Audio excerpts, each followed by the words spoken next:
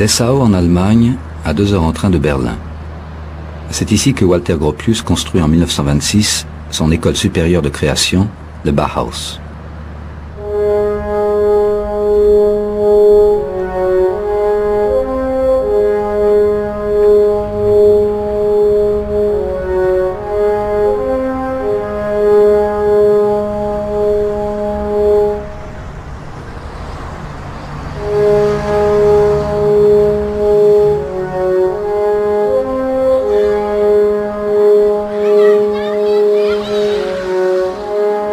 Ce bâtiment surgit alors aux yeux des habitants de Dessau comme un bien étrange objet, avec ses murs de verre, ses angles droits et ses toits plats.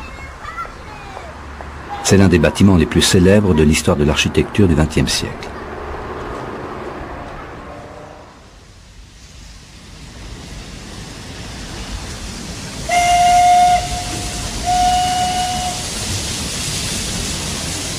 Le 4 décembre 1926, un train à vapeur pénètre dans la gare de Dessau. Plus de 1000 invités, parfois venus de très loin, ont fait le voyage pour l'inauguration du Bauhaus. Le bâtiment se trouve à la lisière de la ville. Les invités traversent une cité ancrée dans les siècles passés.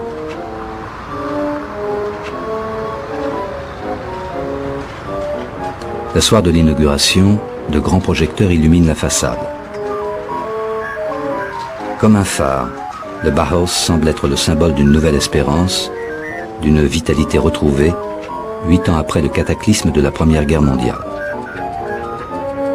Expositions, concerts, représentations théâtrales vont se succéder pendant 2 jours.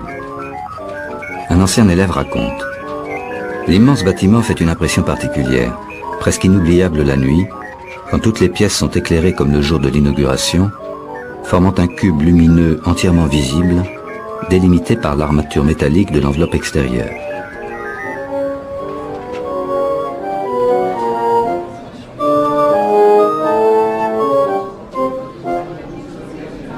Hommes politiques, artistes et chefs d'entreprise se pressent autour de Walter Gropius.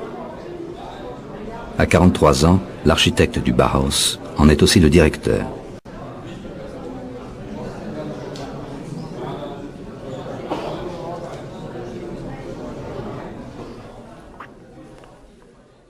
Tout a commencé en 1919 à Weimar, dans un édifice public préexistant sans valeur architecturale particulière.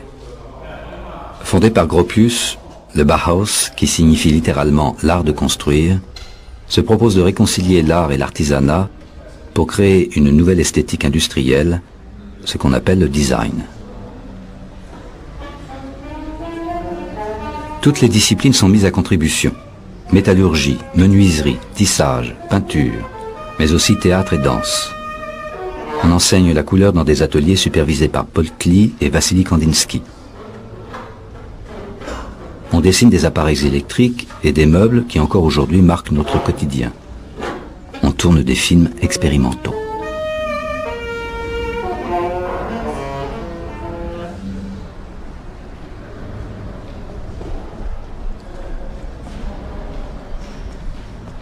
En 1925, l'extrême droite gagne les élections à Weimar et décide de fermer l'école qui doit aller chercher refuge ailleurs.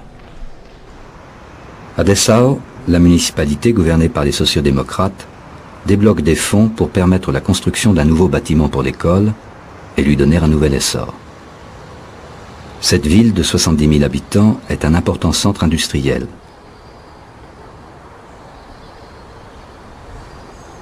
Dessau est le lieu idéal pour la rencontre entre l'avant-garde esthétique et la grande industrie. Le terrain mis à la disposition de Gropius est dans une zone peu bâtie, comme celle-ci, coupée de la ville par une voie ferrée. L'architecte n'aura pas à insérer son bâtiment dans un tissu urbain contraignant, pas d'alignement ni de hauteur à respecter pour préserver la mitoyenneté. Il se retrouve à la fois commanditaire et client.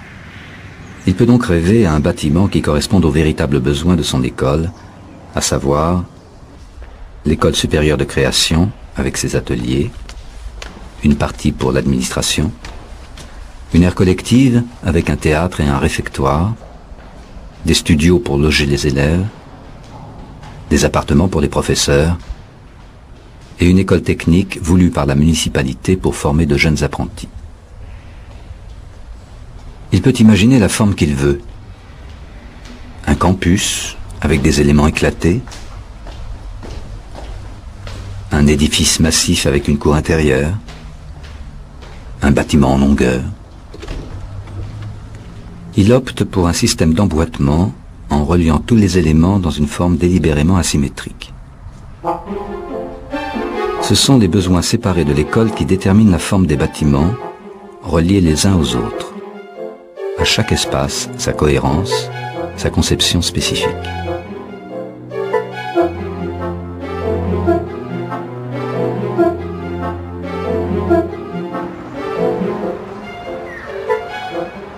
Le Bauhaus est de prime abord un bâtiment difficile à comprendre.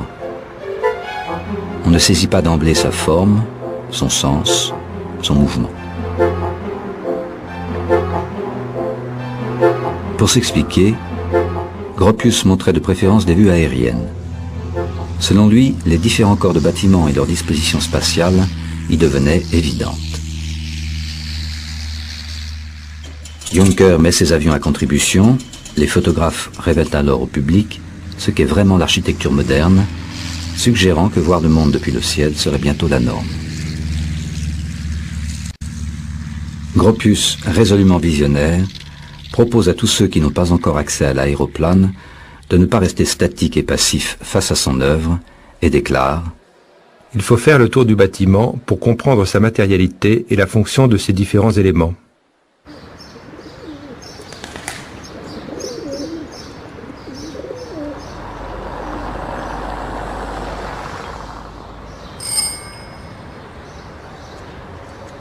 Le Bauhaus ne s'appréhende pas sous un seul axe de vue.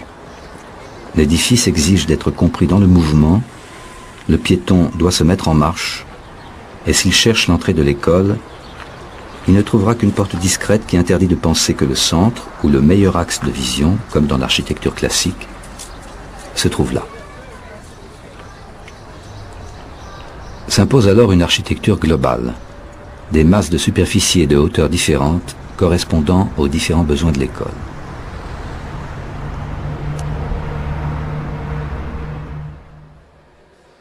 D'une part, l'école supérieure de création, un parallélépipède dans lequel sont installés les grands ateliers du Bauhaus, un espace dépouillé et fonctionnel à qui l'on donnerait toutes ces chances symboliques d'expansion sans qu'un mur ou une cloison ne puisse provoquer l'impression d'enserrer ou de limiter. Ici, l'architecture triomphe. On ne voit qu'elle, que l'on soit à l'intérieur du bâtiment ou bien devant, acteur ou spectateur. Gropius a voulu que ce soit l'élément fort de la composition, l'image que l'on retiendra.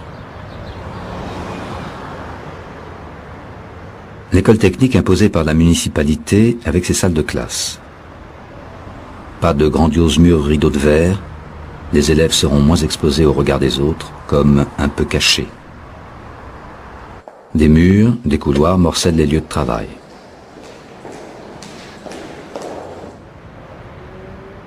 Le geste architectural est de toute évidence moins abouti, moins prestigieux que dans d'autres parties du bâtiment. Une aire collective où se retrouveront élèves de l'école technique, étudiants de l'école d'art et professeurs. C'est un lieu de spectacle, de loisirs, de rencontres.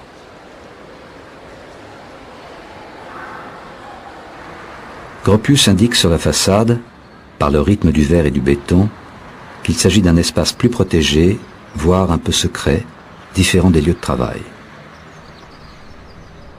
Le logement des étudiants. 24 studios sur 4 étages. C'est la section la plus haute du bâtiment. Les chambres sont prolongées par de petits balcons qui provoquent un sentiment d'extension. Ici, pas de grande verrière, et pourtant un rythme qui permet à cette façade de jouer comme les murs de verre, avec l'ombre et la lumière, le noir et le blanc. C'est l'un des éléments les plus copiés et reproduits par les architectes d'alors.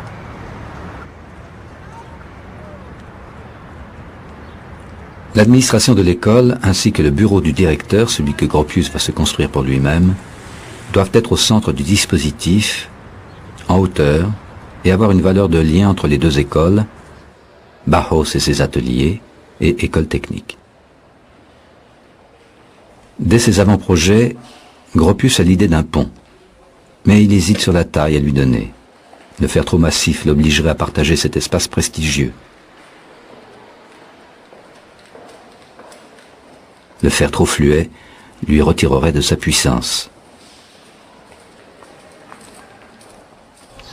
Il décide d'une construction sur 2 étages, qui accueillerait aussi l'atelier le plus prisé de l'école, celui d'architecture. Ce pont sera construit sur pilotis, accusant le principe cubiste, très en vogue à l'époque, de l'interpénétration des espaces.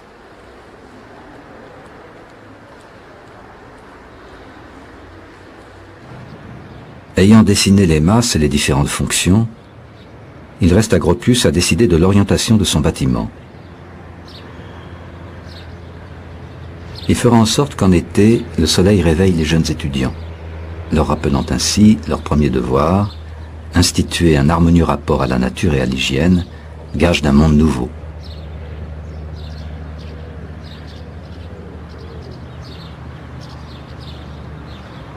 Il placera ensuite le parallépipède vedette des grands ateliers entre Est et Ouest.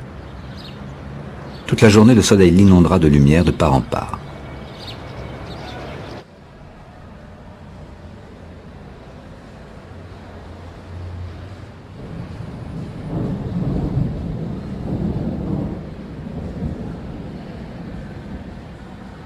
Mais comme il faut bien que le soleil se couche quelque part, il accordera à l'école technique les derniers rayons de lumière, laissant définitivement dans l'ombre une ultime façade, enfant pauvre de l'édifice.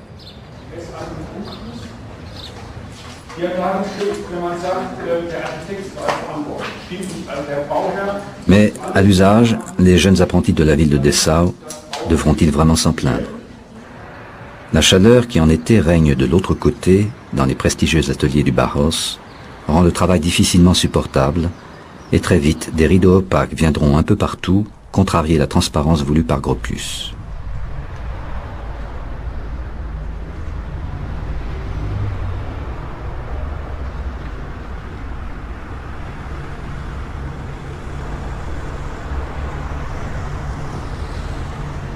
De même, en hiver, les spacieux ateliers s'avéreront parfois peu agréables à vivre, la menuiserie métallique conçue en acier ayant le désavantage de rouiller et d'être froide.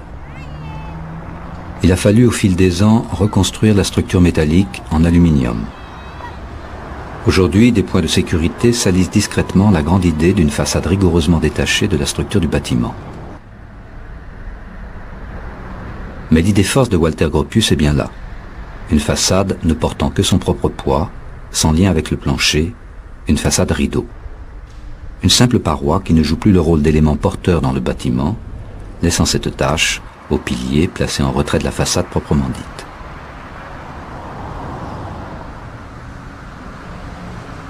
L'architecture industrielle est un bon terrain pour tester de nouveaux concepts. Gropius avait déjà partiellement expérimenté le rideau de verre 7 ans plus tôt pour l'une de ses premières commandes, l'usine Fagus, réalisée avec Adolf Meyer. Mais à Dessau, il va au bout de son idée, supprimant tout allège et toute maçonnerie en façade pour réaliser une surface entièrement vitrée. L'Amérique est inspiratrice. Ce pays, qui en ce début de XXe siècle semble se construire chaque jour, trouve en Gropius, bien avant Le Corbusier, son premier défenseur. Comparé aux autres pays d'Europe, l'Allemagne semble avoir pris de l'avance dans le domaine de l'art architectural industriel. Mais dans la mère patrie de l'industrie, en Amérique, de grands édifices ont vu le jour dont la majesté inconnue dépasse même nos meilleurs bâtiments allemands de ce type.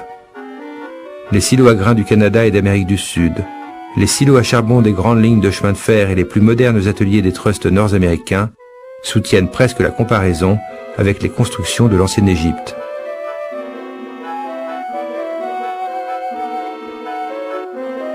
Le Bauhaus est édifié en un peu plus d'1 an. C'est un délai très court. Il faut donner des gages d'excellence. Gropius adapte les théories d'Henry Ford pour la construction de ses automobiles en introduisant le travail à la chaîne sur un chantier.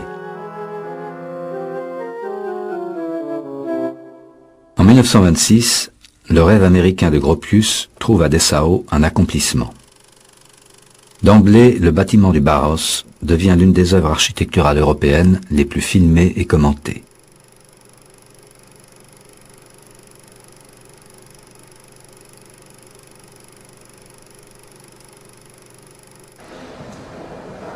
Partout on voit et on est vu. La transparence est omniprésente.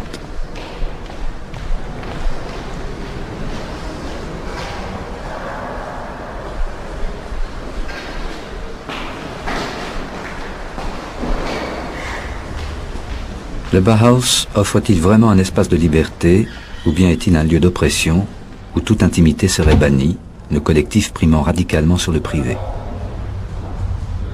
Gropius, en tout cas, depuis le pont qu'il a investi, peut, comme un contremaître, surveiller l'ensemble de son entreprise.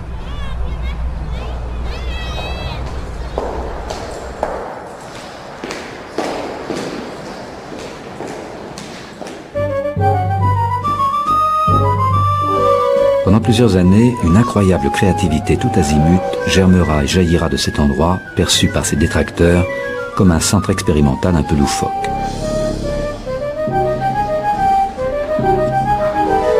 Mais a-t-on jamais vu édifice plus rigoureux, voire un peu rigide, pour contenir une telle énergie? C'est que le projet de Walter Gropius est essentiellement pragmatique. Il peut démontrer aux industriels à quel point ses idées sont rationnelles. 4 cages d'escalier desservent de grandes surfaces libres, des plateaux dont le cloisonnement est modulable à volonté. Il faut se débarrasser de tout superflu. Les murs porteurs sont mis en évidence, les piliers sont renforcés et dessinés. Tous les espaces communiquent les uns avec les autres. Dans ce lieu clos, les escaliers qui traditionnellement sont enfermés dans des cages deviennent de vastes et lumineux lieux de rencontre qui vont inspirer photographes et peintres de l'école comme le symbole d'un nouvel art de vivre. Tout est fait pour valoriser le mouvement, la rencontre, la confrontation entre les étudiants, les espaces, les disciplines.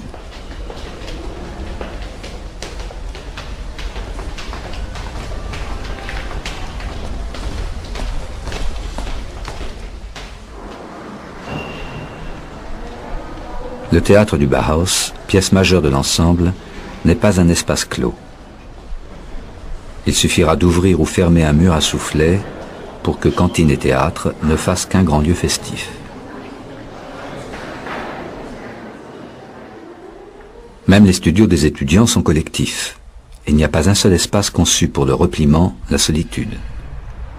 Les petits balcons bien séparés qui apparaissent sur les façades favorisent la convivialité, sans autoriser le collectivisme. Les toits plats serviront de terrasse et de lieu de rencontre.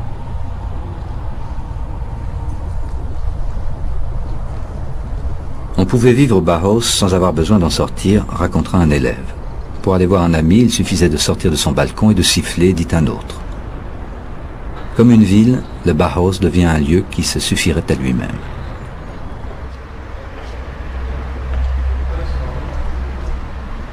Un témoin raconte: le désir de propreté, de clarté et de libéralité a remporté ici une victoire. Par les grandes fenêtres, on peut surveiller du dehors l'homme au travail, l'homme au repos dans sa vie privée. Chaque chose montre sa construction, aucun boulon n'est caché, aucune ciselure n'est dissimulée, on voit quel matériau brut a été employé. On est fortement tenté d'estimer moralement cette sincérité. Rudolf Arnheim.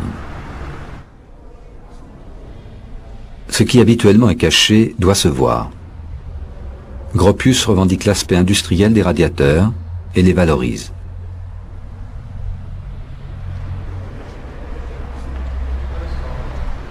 Dans les grands escaliers d'une maison bourgeoise, la coutume imposait d'y accrocher un tableau de maître. Alors, il expose un radiateur. Il est temps maintenant d'admirer comme une œuvre les objets du présent.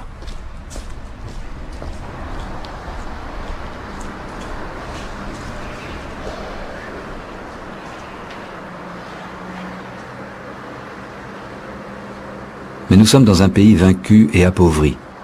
L'intendance ne suit pas toujours. Gropius doit se débrouiller avec les moyens du bord, et certains mécanismes rappellent plus l'Europe du siècle passé que l'idéal américain.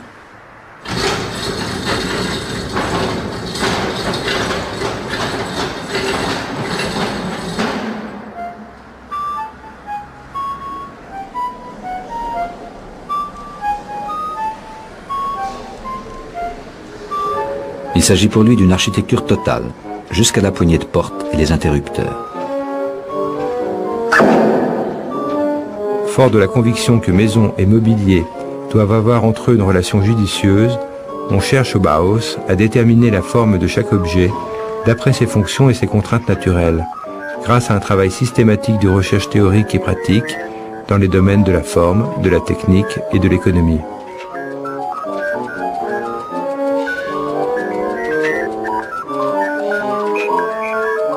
La décoration intérieure est conçue et construite par les élèves du Bauhaus.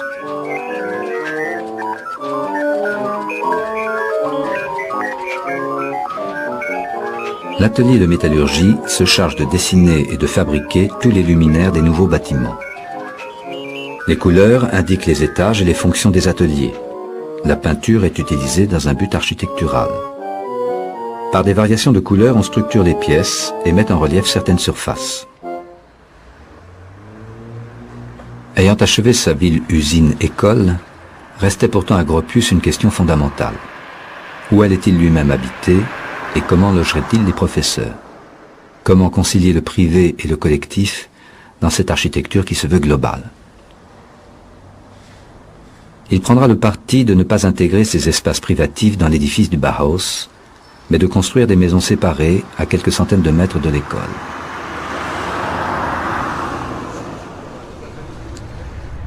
Paul Klee, Vassili Kandinsky et tous les professeurs, ceux qu'on appelle ici les maîtres, seront mis légèrement en retrait, confortés dans leur position de maître.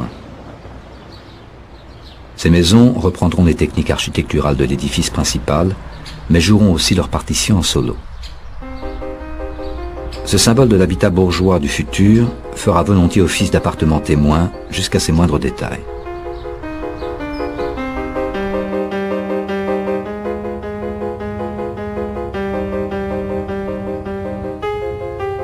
Une sorte de film publicitaire vantera à la fois les mérites des objets réalisés par les élèves ou les professeurs du Bauhaus et les vertus de l'habitat individuel de demain.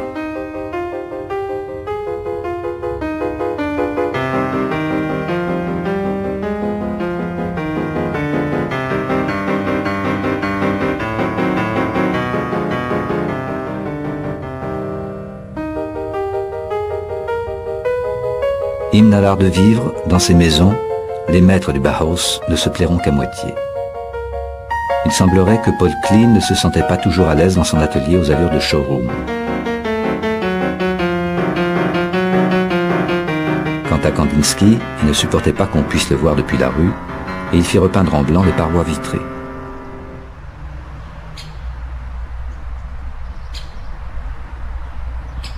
En même temps, la blancheur monacale de ces maisons voulues par l'architecte perturbait l'artiste peintre, qui fit tout repeindre en 170 nuances différentes.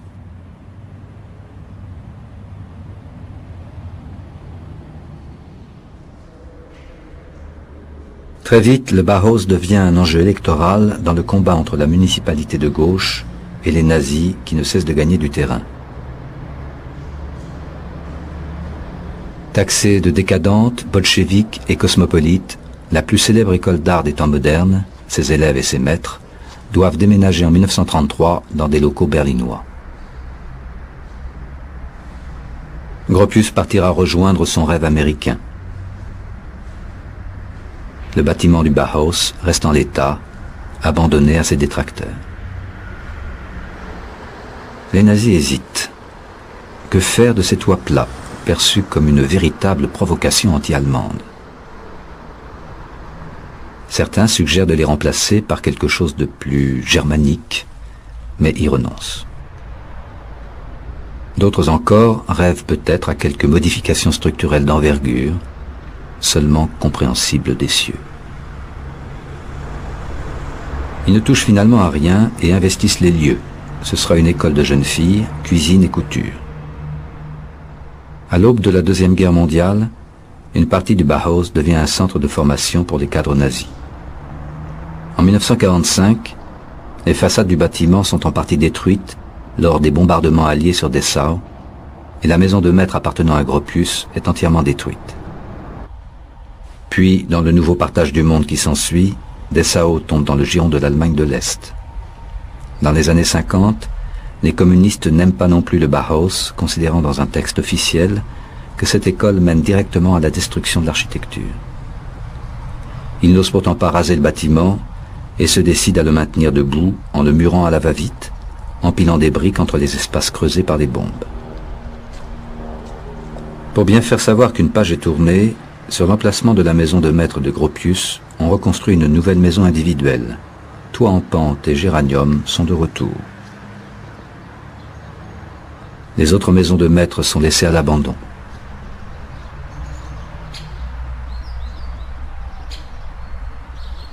Mort aux États-Unis en 1969, Gropius y aura connu la gloire, transformant radicalement le cours de l'architecture américaine.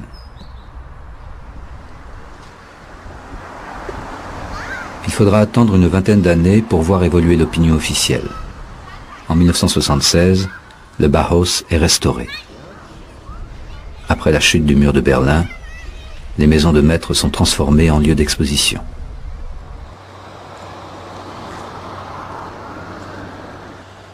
Dans la formation d'un architecte de talent, c'est la quête qui importe le plus. Je crois qu'il faut conduire nos architectes futurs de l'observation à la découverte, de la découverte à l'invention, et finalement les pousser à donner intuitivement à notre environnement une forme artistique. Le Bauhaus est maintenant classé par l'UNESCO Patrimoine de l'Humanité.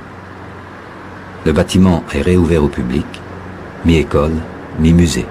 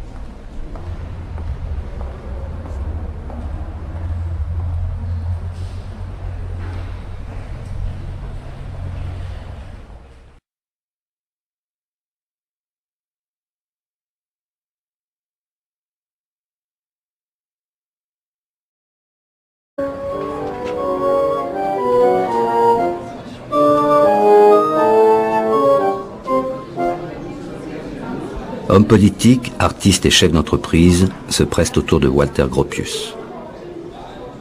À 43 ans, l'architecte du Bauhaus en est aussi le directeur.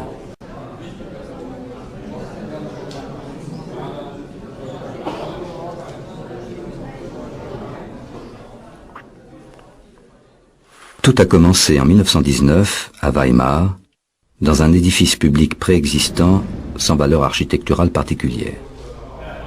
Fondé par Gropius, le Bauhaus, qui signifie littéralement l'art de construire, se propose de réconcilier l'art et l'artisanat pour créer une nouvelle esthétique industrielle, ce qu'on appelle le design. Toutes les disciplines sont mises à contribution.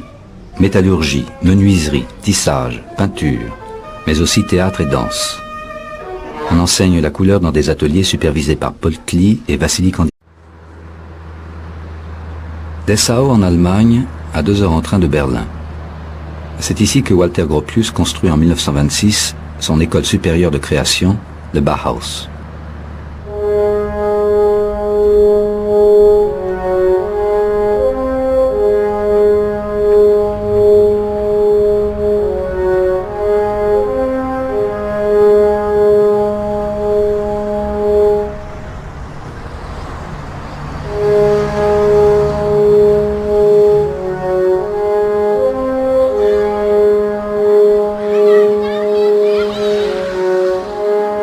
Ce bâtiment surgit alors aux yeux des habitants de Dessau comme un bien étrange objet, avec ses murs de verre, ses angles droits et ses toits plats. C'est l'un des bâtiments les plus célèbres de l'histoire de l'architecture du XXe siècle.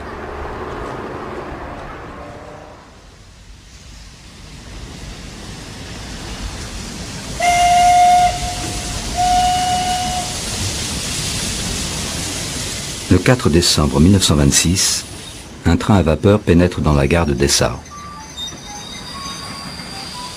Plus de 1000 invités, parfois venus de très loin, ont fait le voyage pour l'inauguration du Bauhaus. Le bâtiment se trouve à la lisière de la ville. Les invités traversent une cité ancrée dans les siècles passés.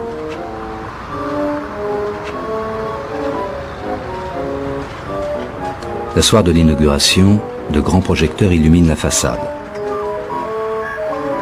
Comme un phare, le Bauhaus semble être le symbole d'une nouvelle espérance, d'une vitalité retrouvée, 8 ans après le cataclysme de la Première Guerre mondiale. Expositions, concerts, représentations théâtrales vont se succéder pendant 2 jours. Un ancien élève raconte: l'immense bâtiment fait une impression particulière, presque inoubliable la nuit, quand toutes les pièces sont éclairées comme le jour de l'inauguration, formant un cube lumineux entièrement visible, délimité par l'armature métallique de l'enveloppe extérieure. Linsky. On dessine des appareils électriques et des meubles qui encore aujourd'hui marquent notre quotidien. On tourne des films expérimentaux.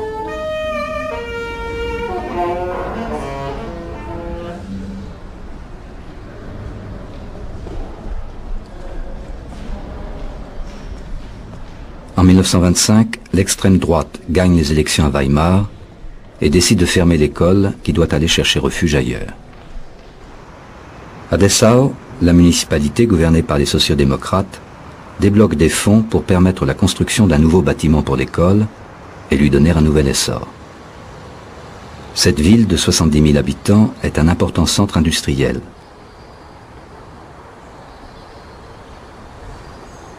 Dessau est le lieu idéal pour la rencontre entre l'avant-garde esthétique et la grande industrie. Le terrain mis à la disposition de Gropius est dans une zone peu bâtie, comme celle-ci, coupée de la ville par une voie ferrée. L'architecte n'aura pas à insérer son bâtiment dans un tissu urbain contraignant, pas d'alignement ni de hauteur à respecter pour préserver la mitoyenneté. Il se retrouve à la fois commanditaire et client. Il peut donc rêver à un bâtiment qui corresponde aux véritables besoins de son école, à savoir l'école supérieure de création avec ses ateliers, une partie pour l'administration, une aire collective avec un théâtre et un réfectoire, des studios pour loger les élèves, des appartements pour les professeurs et une école technique voulue par la municipalité pour former de jeunes apprentis. Il peut imaginer la forme qu'il veut. Un campus avec des éléments éclatés, un édifice massif avec une cour intérieure, un bâtiment en longueur. Il opte pour un système d'emboîtement en reliant tous les éléments dans une forme délibérément asymétrique.